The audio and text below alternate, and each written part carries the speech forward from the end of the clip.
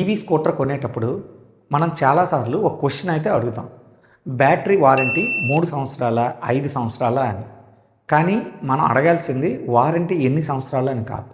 So వారంటీలో ఏది cover అవుతుంది, ఏది కవర్ అవ్వదు, సో వారంటీ క్లెయిమ్ని ఎలా చేయాలి అన్న విషయం అయితే ఫస్ట్ మనం షోరూమ్ వాళ్ళని అడిగి తెలుసుకోవాలి. ఫస్ట్ పాయింట్, అసలు వారంటీలో ఏం కవర్ అవ్వచ్చు.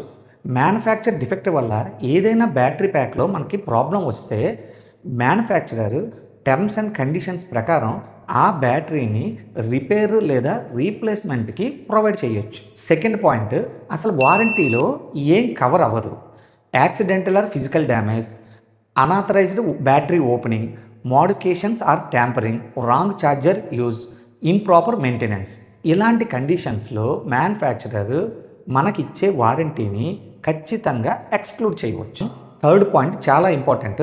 చాలామందికి ఒక కామన్ కన్ఫ్యూజన్ క్వశ్చన్ ఏంటి అని అంటే, వారంటీ ఉంది కదా, సో రేంజ్ తగ్గినప్పుడు మనకు వారంటీ ఉంది కాబట్టి లాస్ట్లో ఆ బ్యాటరీని మనం చేంజ్ చేసుకోవచ్చా అని చాలామంది అడుగుతుంటారు. బట్ అది అలా కాదండి. ఎందుకనంటే మనం బ్యాటరీలో లైఫ్ సైకిల్స్ ఉంటాయి. ఆ లైఫ్ సైకిల్స్ మనం ఎంత యూజ్ చేసామనేది కంపెనీ కౌంట్ చేసి దాని ప్రకారం వారంటీ అనేది వర్తిస్తుంది. ఫర్ ఎగ్జాంపుల్, ఇప్పుడు ఒక ఎల్ఎఫ్పి బ్యాటరీ తీసుకుంటే దానికి 1800 లైఫ్ సైకిల్స్ ఉంటే మీరు ఒక 1500 లైఫ్ సైకిల్ని యూజ్ చేసిన తర్వాత మీకు వారంటీ ఇంకా ఉంది, అప్పుడు మీరు చేంజ్ చేసుకోవాలంటే అది అలా వారంటీ టర్మ్స్ అండ్ కండిషన్స్ ప్రకారం బ్యాటరీ అనేది చేంజ్ అవ్వదు.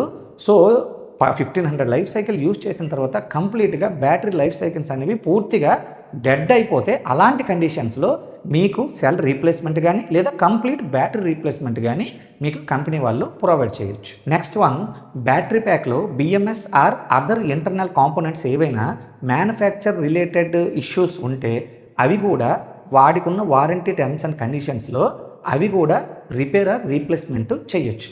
సో బ్యాటరీని సెల్ఫ్గా ఓపెన్ చేయకండి.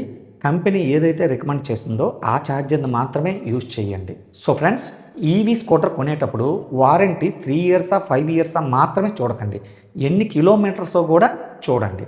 దాన్ని బట్టి మనకి కవరేజ్, ఎక్స్క్లూజన్స్, ఇంక్లూజన్స్ అన్నీ కూడా మాన్యువల్లో మ్యానుఫ్యాక్చరర్ రాసి ఉంటుంది. సో ఆ మాన్యువల్ స్టడీ చేసి లేదా షోరూమ్ సేల్స్ పర్సన్ అడిగి క్లియర్గా వారంటీ టర్మ్స్ అండ్ కండిషన్స్ తెలుసుకొని ఈవీ స్కూటర్ని పర్చేస్ చేయండి. ఇలాంటి మరిన్ని ఈవీ కంటెంట్ కోసం మన ఛానల్ని అయితే ఫాలో చేయండి.